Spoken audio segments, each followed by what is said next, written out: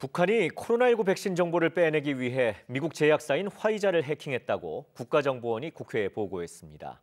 북한은 또 최근 사상 단속 차원에서 남한의 영상물 유포 행위 적발 시 최고 사형에 처할 수 있도록 처벌 규정도 강화한 것으로 파악됐습니다.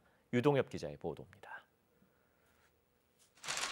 국가정보원은 오늘 국회 정보위 전체회의에서 북한이 하루 평균 150만 건의 사이버 공격을 시도하고 있다고 보고했습니다.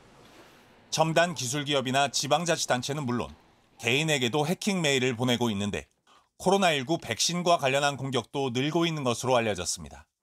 특히 코로나19 백신 개발에 성공한 화이자의 경우 일부 자료를 북한에 해킹당한 것으로 국정원은 보고 있습니다.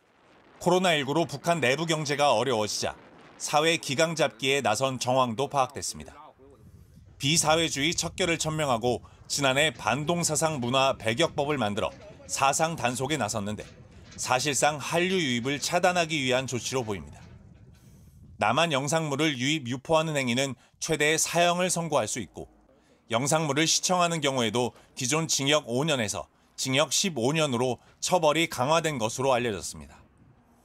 코로나19 방역으로는 중국과 러시아를 통한 밀수행위 처벌을 강화하는 한편 국경에 접근하는 사람은 물론 동물까지도 무조건 사살하라는 지시를 내린 것으로 파악됐습니다. 교육과정에서의 유입을 막기 위해 남포 등 주요 세관에는 대규모 소독장을 설치하고 있는 것으로 알려졌습니다. 올해 북한의 곡물 생산량은 440만 톤으로 예측되는데 수요보다 100만 톤 이상 부족한 것으로 일부 지역은 3, 4월 식량 부족을 겪을 가능성도 있습니다. 국정원은 다만 북한이 방역을 이유로 중국산 쌀 반입을 보류하고 있는 것으로 보아 식량 부족이 심각하지는 않은 것으로 추정된다고 설명했습니다. KBS 뉴스 유동엽입니다.